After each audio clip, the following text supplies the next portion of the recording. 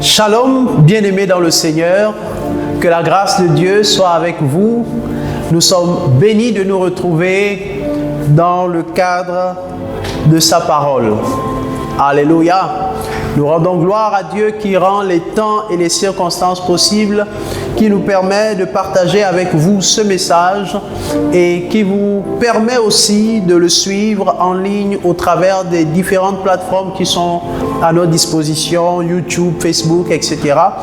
Que le Seigneur nous bénisse pendant ce temps de partage de sa parole. J'aimerais nous inviter à prier ensemble et à recommander nos cœurs au Seigneur. Nous voulons proclamer sa Seigneurie, proclamer son règne en nous et surtout demander au Saint-Esprit de disposer nos cœurs. Parce que le but de sa parole, c'est de nous transformer de gloire en gloire en la même image que celle du Fils de Dieu, Jésus-Christ. Prions ensemble. Seigneur, nous te rendons grâce pour l'opportunité que tu nous donnes de communier ensemble autour de ta parole. Seigneur, ta parole est la vie. En elle se trouve la vie. Seigneur, merci de nous donner l'occasion de communier autour de cette parole que tu nous as envoyée. Qu'elle puisse nous guérir, qu'elle puisse nous fortifier, qu'elle puisse nous consoler, nous enseigner, nous encourager, nous donner les armes pour pouvoir avancer avec toi et pour pouvoir augmenter notre foi en toi. Merci Saint-Esprit, que nos cœurs soient disposés, que toute pensée captive revienne à l'obéissance de Christ, au nom de Jésus. Que la gloire te revienne dans le beau et précieux nom de Jésus que nous avons prié. Amen. Amen et encore Amen. Nous bénissons le Seigneur, donc qui nous donne la grâce de pouvoir partager ce message sur la foi. Le thème de ce message d'aujourd'hui, c'est « Crois-tu en la visitation divine ?» Alléluia. Nous sommes rentrés de plein pied dans cette nouvelle année 2024 avec ce thème « Crois-tu » ? Crois-tu ? Crois-tu ? C'est la pensée que le Seigneur nous a donnée au travers de son serviteur, le révérend Jean-Marie, notre Père. Le Seigneur a inspiré cette parole, je le crois du plus profond de moi, pour nous emmener à élever notre niveau de foi cette année. Nous devons travailler à augmenter notre foi. Les disciples, à un moment donné, lorsqu'ils ont senti la difficulté d'obéir, la difficulté d'honorer les principes de Dieu, ils ont demandé à Jésus une chose simple. Seigneur, augmente-nous la foi. Alléluia. Et je crois qu'en cette année 2024, le Seigneur veut nous emmener encore dans les eaux profondes. Avec ce thème, crois-tu? Et aujourd'hui, nous voulons développer un pan de ce thème qui est « Crois-tu en la visitation divine ?» Alléluia. Crois-tu en la visitation divine? Vous voyez, lorsque on parcourt les Écritures et que on lit certaines péricopes, on se pose la question de savoir si les personnes qui, du moins pour celles qui figurent dans le Nouveau Testament et en particulier les évangiles, dans lesquels on retrouve l'histoire de Jésus, on se demande si vraiment ces personnes avaient le niveau de foi que nous imaginons. Et on se compare à ces personnes nous-mêmes en nous demandant si vraiment nous avons la foi qui convient. La foi qui convient pour pallier à certaines situations, pour résorber certaines difficultés, certains problèmes, pour apporter des changements significatifs dans nos vies. Mais la parole de Dieu, elle est simple. Elle est écrite de façon simple. Alléluia. Et elle nous demande simplement de croire. Elle nous demande simplement de croire. Et au travers donc de ce message, nous voulons réaliser une fois de plus que la grâce de Dieu est disponible, qu'elle est disponible dans notre environnement, dans les milieux que nous fréquentons, dans nos assemblées. Et quelquefois, il nous revient à nous d'y accéder. Il y a un texte qui m'a intrigué ou qui a plutôt attiré mon attention. Un texte qui parle de la visitation de Dieu aux hommes sans que les hommes n'aient discerné cette visitation. Et c'est pourquoi au travers de ce message, j'aimerais nous encourager à prendre garde. J'aimerais nous encourager à véritablement faire preuve de foi. S'il y avait encore des doutes, s'il y avait encore une incrédulité quelque part, que nous puissions lever le doute ou l'incrédulité et permettre à notre foi de s'enraciner encore un peu plus. Cela va nous demander de faire moins de calculs et d'accepter de croire, d'accepter de prendre en considération nos convictions et quelquefois même les murmures doux et légers du Saint-Esprit au-dedans de nous sans que nous ne discernions que c'est vraiment l'Esprit qui nous parle. Luc chapitre 19. Versets 37 à 44 nous parle de l'histoire de Jérusalem et particulièrement des paroles que Jésus a annoncées, proclamées au sujet de Jérusalem qui avait manqué sa visitation. Luc chapitre 19, versets 37 à 44. Il est écrit « Et lorsque déjà il approchait de Jérusalem, il s'agit de Jésus, vers la descente de la montagne des Oliviers, toute la multitude des disciples, saisis de joie, se mit à louer Dieu à haute voix pour tous les miracles qu'ils avaient vus. Ils disaient, béni soit le roi qui vient au nom du Seigneur. Paix dans le ciel et gloire dans les lieux très hauts. Quelques pharisiens du milieu de la foule dirent à Jésus, Maître, reprends tes disciples. Et il répondit, je vous le dis, s'ils se taisent, les pierres crieront. Comme il approchait de la ville, Jésus, en la voyant, pleura sur elle et dit, si toi aussi, au moins en ce jour qui t'est donné, tu connaissais les choses qui appartiennent à ta paix. Mais maintenant, elles sont cachées à tes yeux. Il viendra sur toi des jours où tes ennemis t'environneront de tranchées, t'enfermeront et te serreront de toutes parts. Ils te détruiront, toi et tes enfants au milieu de toi, et ils ne laisseront pas en toi pierre sur pierre, parce que tu n'as pas connu le temps où tu as été visité. Alléluia. Il s'agit de Jérusalem. Jésus est sur le point de rentrer à Jérusalem. Et arrivé aux portes de la ville, les disciples se sont mis à le célébrer. Hosanna au fils de David, gloire à Dieu dans les cieux, dans les lieux très hauts. Ils étaient en train de célébrer l'entrée de Jésus à Jérusalem. Une entrée qui était prophétique parce qu'elle avait été même annoncée dans l'Ancien Testament par certains prophètes.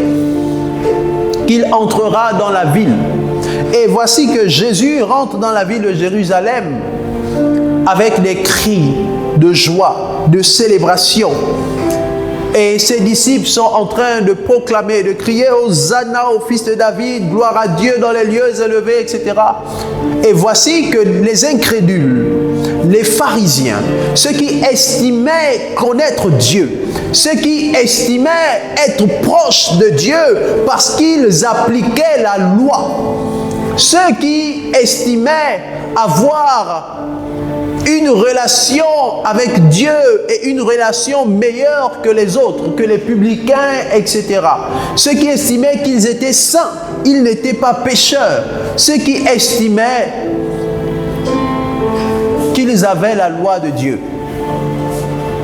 Les légalistes. Ceux-là se sont mis à dire à Jésus de demander à ses disciples de se taire.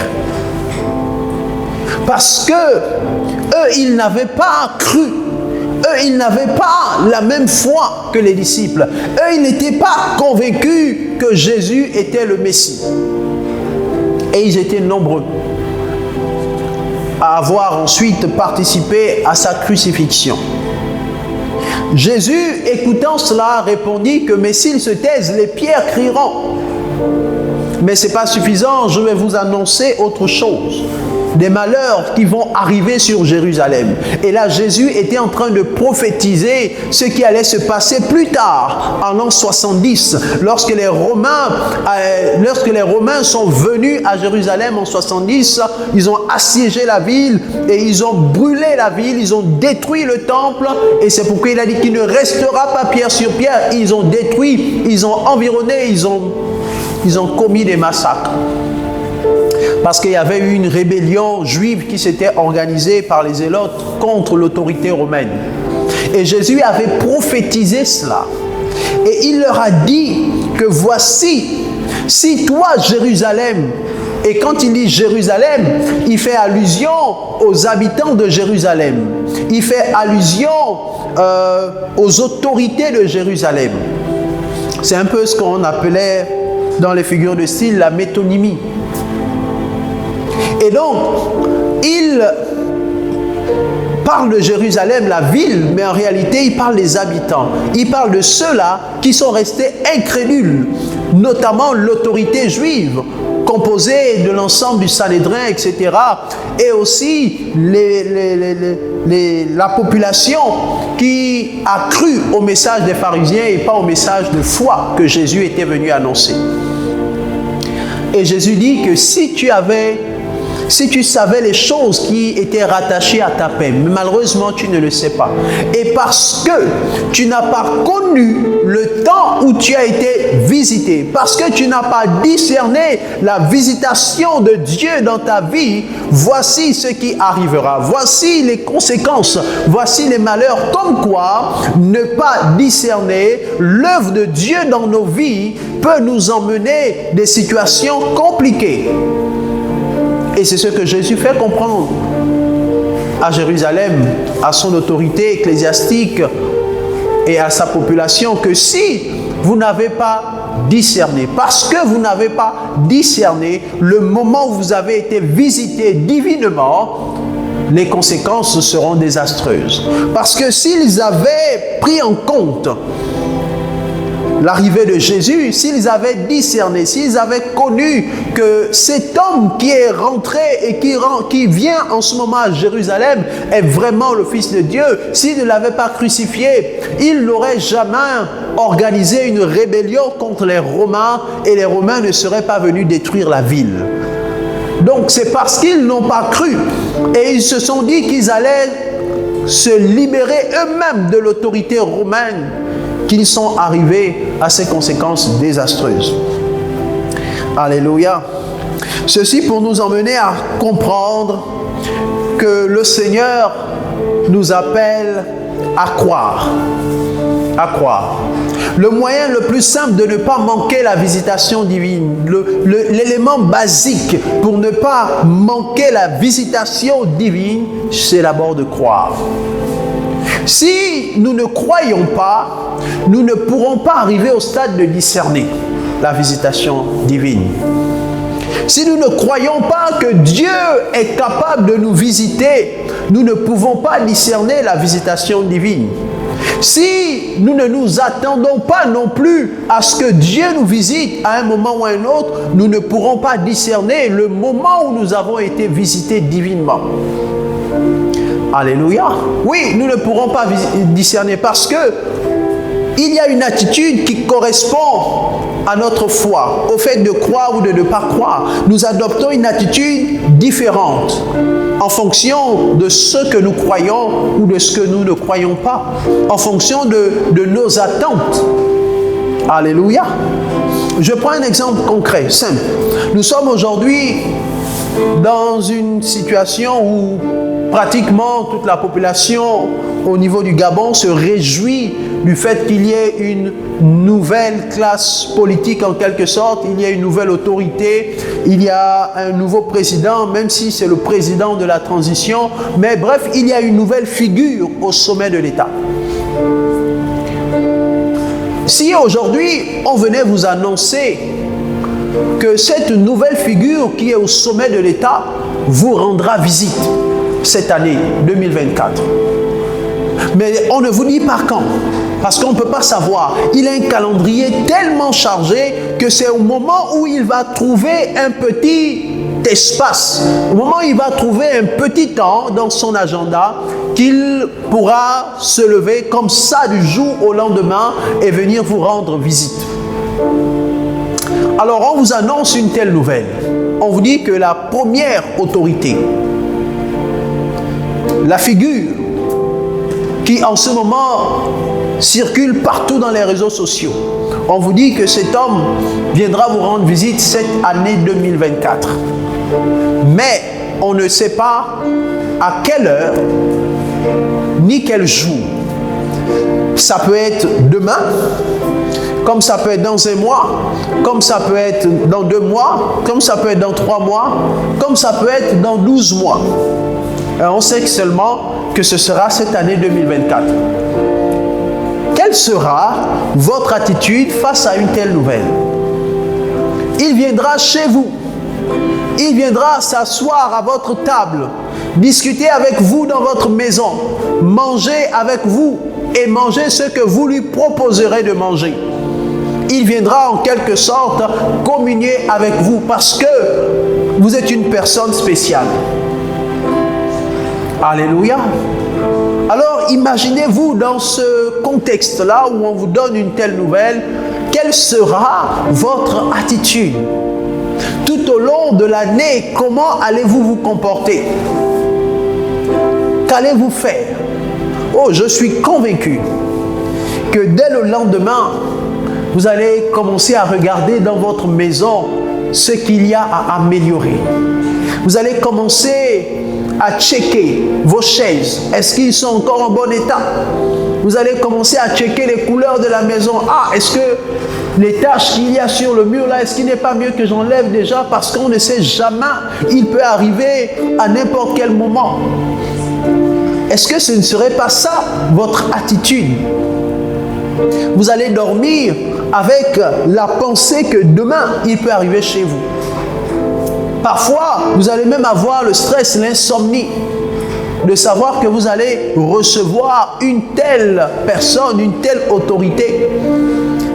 Ne sachant pas le jour ou l'heure, parfois vous serez même stressé en vous disant « Oh, mais peut-être que c'est aujourd'hui ». Vous aurez même du mal à sortir de chez vous en vous disant que « Ah, là où je suis sorti, peut-être qu'il peut arriver à l'insu ». Alléluia. Et donc votre attitude sera différente parce que vous serez dans une position d'attente et votre comportement, vous allez devoir le régler. Les petites choses qu'il y a à ranger, vous allez mettre de l'ordre, vous allez aménager, vous allez vous préparer psychologiquement, vous allez vous préparer matériellement, vous allez vous préparer en conséquence pour ne pas être largué, pour ne pas être surpris au moment où il arrivera. Alléluia. C'est la même chose avec la visitation de Dieu. Nous ne savons pas à quel moment, mais nous avons des besoins, nous avons des attentes, nous avons une soif, nous désirons quelque chose et nous voulons ardemment qu'il réponde, nous voulons ardemment qu'il voie, nous voulons ardemment qu'il agisse. Eh bien, nous devons adopter ce type d'attitude en nous attendant à ce qu'il réagisse. Nous devons croire qu'il arrivera. Nous devons croire qu'il nous visitera. Alléluia.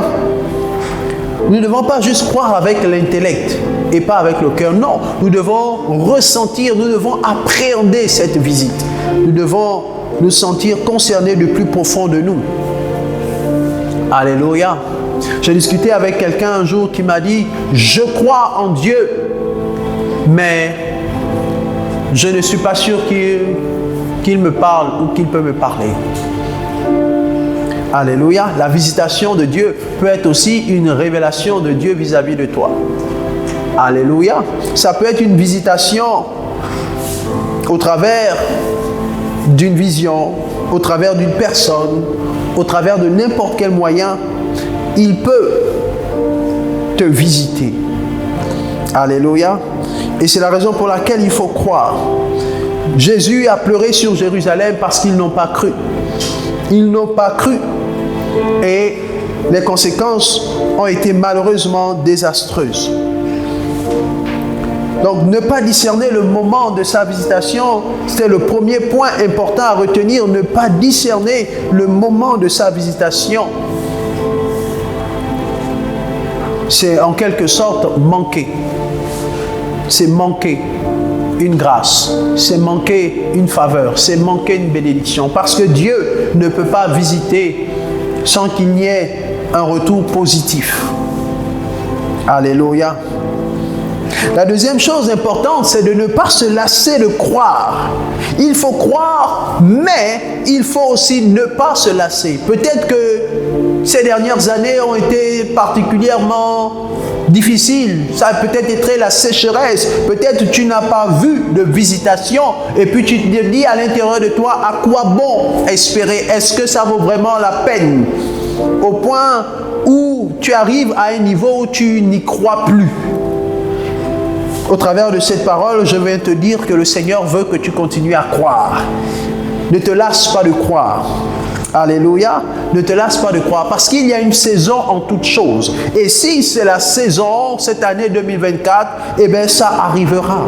Vous savez que Jésus, même de son vivant, lorsqu'il est venu, il a guéri de nombreux paralytiques, de nombreux boiteux, etc.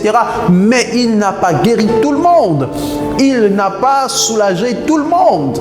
Il y avait encore des pauvres, il y avait encore des infirmes, il y avait encore des aveugles malgré tout, après la mort et la résurrection de Jésus. Alléluia. Je crois que pour certains, ce n'était pas peut-être là le moment de leur visitation. Il y a un exemple qui me touche dans les Écritures, c'est le paralytique, le boiteux de naissance, qui était assis à la porte de la belle. La Bible nous dit dans Actes des Apôtres, chapitre 3, du verset 1 à 9, qu'il y avait un homme boiteux de naissance qui s'asseyait souvent à la porte du temple de la belle. Et un jour, alors que Pierre et Jean allaient au temple pour la prière, et Pierre et Jean ont rencontré ce monsieur devant le temple, et il s'est mis à demander, à faire l'aumône, parce que depuis des années, il s'asseyait toujours là, et il faisait l'aumône. Il demandait aux gens d'avoir compassion de lui en lui donnant quelques piécettes d'argent, et ça lui permettrait de vivre, de manger, etc. La Bible dit qu'il était boiteux de naissance. Il n'est pas devenu ainsi, mais il l'était depuis sa naissance. Comprenons donc qu'il avait déjà de nombreuses années assis là au temple.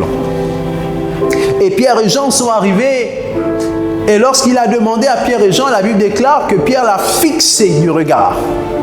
Et Pierre et Jean lui ont dit que nous n'avons ni or ni argent, mais ce que nous avons, nous te le donnons. Au nom de Jésus, lève-toi et marche. Et puis ce monsieur s'est levé et s'est mis à marcher. Il a été guéri instantanément, miraculeusement de son mal. Mais ce monsieur était assis là au moment où, à l'époque de Jésus, alléluia, on dit qu'il était boiteux de naissance. Et donc il était là depuis un bon moment. Et je suis sûr que Jésus a vu ce monsieur parce que Jésus aussi allait souvent au temple.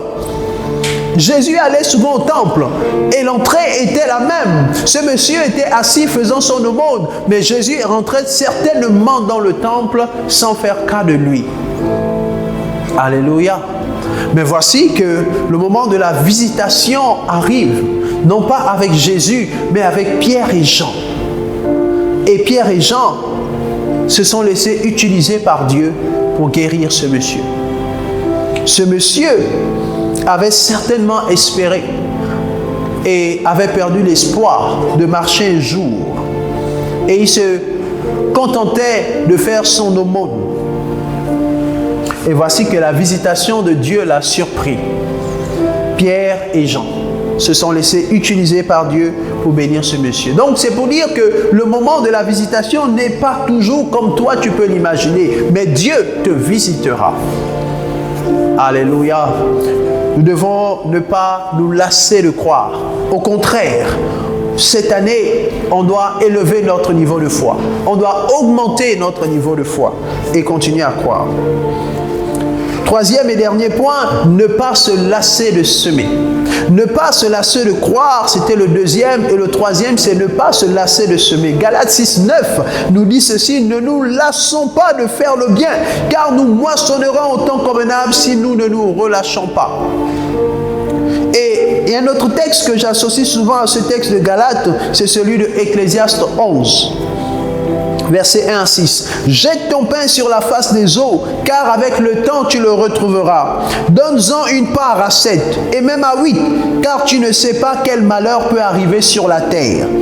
Quand les nuages sont pleins de pluie, ils la répandent sur la terre. Et si un arbre tombe au midi ou au nord, il reste à la place où il est tombé. Celui qui observe le vent ne sèmera point, et celui qui regarde les nuages ne moissonnera point. Comme tu ne sais pas quel est le chemin du vent, ni comment se forment les eaux dans le ventre de la femme enceinte, tu ne connais pas non plus l'œuvre de Dieu qui fait tout. Dès le matin, sème ta semence, et le soir, ne laisse pas reposer ta main, car tu ne sais point ce qui réussira. Tu ne sais point ce qui réussira. Ceci ou cela, ou si un et l'autre sont également bons. Donc, tu ne maîtrises pas le temps de la visitation. Tu ne peux pas savoir exactement à quel moment ce que tu as semé va produire. Tu ne sais pas quelle est la semence qui va produire en premier parmi toutes les semences que tu mets en terre. Lorsqu'on fait des appels, tu te lèves, tu sèmes. Lorsqu'il y a un besoin dans la maison de Dieu, tu fais, tu accomplis, tu réalises le besoin. Lorsqu'il faut semer pour quelque chose, la construction du temple ou un autre besoin, tu es là. Cette parole te dit, ne laisse point reposer ta main. Elle te dit que tu ne sais comment les eaux se forment dans le ventre d'une femme. Tu ne connais pas quel est le chemin du vent. Alors, tu ne dois pas laisser reposer ta main parce que tu ne connais pas non plus l'œuvre de Dieu. La visitation de Dieu peut arriver à un moment où tu ne t'y attends pas. Mais il faut qu'elle te trouve dans une attitude de foi. Il faut qu'elle te trouve dans une attitude de foi. Il faut qu'elle te trouve en train de croire, en train d'espérer, pour que tu puisses discerner à ce moment-là que c'est la visitation de Dieu. Il arrive des fois où Dieu nous parle. Il arrive des fois où Dieu nous visite, même par une personne que nous ne connaissons pas, mais nous ne discernons pas que c'est Dieu qui nous a visités. Et comme nous ne discernons pas, nous ne pouvons pas apprécier. Et comme nous ne pouvons pas apprécier, nous ne pouvons pas non plus rendre la gloire à Dieu. Alléluia. Ne nous lassons pas de faire le bien, car nous moissonnerons au temps convenable. Nous ne savons pas à quel moment, mais nous savons une chose, c'est que nous moissonnerons. Alléluia. Que le Seigneur te fortifie et qu'en cette année 2024, tu puisses expérimenter la visitation de Dieu. Ma prière pour nous, pour chacun de nous, est que nous soyons dans une attente, est que nous ayons la foi, que nous brisons nos barrières, que nous brisons nos limites et que nous nous attendions de nouveau à une pleine visitation de Dieu. Que notre foi soit au beau fixe, non pas comme Jérusalem, mais comme les disciples qui ont cru, qui ont célébré Jésus au moment où il rentrait à Jérusalem. Que nous puissions être dans une attitude de célébration comme ces disciples-là. Hosanna au fils de David. Que nous puissions être dans une attitude de joie, de foi, de détermination pour discerner le moment de la visitation de Dieu. Alléluia. Je prie que la grâce de Dieu nous soutienne et que tu crois. Que tu crois et que tu crois en la visitation de Dieu en cette année qui vient de commencer. Alléluia. Ne te lasse pas, ne te fatigue pas, ne t'exaspère pas, mais décide de croire encore et de faire confiance à Dieu. Que le Seigneur bénisse sa parole. Est-ce que nous pouvons prier et dire ensemble, Seigneur, nous nous attendons à toi. Seigneur, nous croyons. Oui, je crois. Je décide de croire. Je décide de m'attendre à toi. Je décide d'élever ma foi. Alors que j'étais fatigué, désespéré, abattu, me disant que c'est seulement les autres qui témoignent, c'est seulement les autres qui expérimentent la grâce de Dieu. Seigneur, moi aussi je veux témoigner, moi aussi je veux expérimenter ta grâce, moi aussi je veux expérimenter ta visitation dans le domaine de la guérison, dans le domaine du travail, dans quelque domaine que ce soit. Seigneur, je veux pouvoir expérimenter ta visitation. Seigneur, donne-moi d'élever ma foi. Je veux pouvoir aussi être une source de bénédiction pour les autres. Une source de grâce. Merci Saint-Esprit de faire cette œuvre bonne en moi. Laisse que toute la gloire te revienne au nom de Jésus-Christ. Amen. Que Dieu bénisse sa parole. Je nous encourage à persévérer. À très bientôt et que le Seigneur nous bénisse. Amen.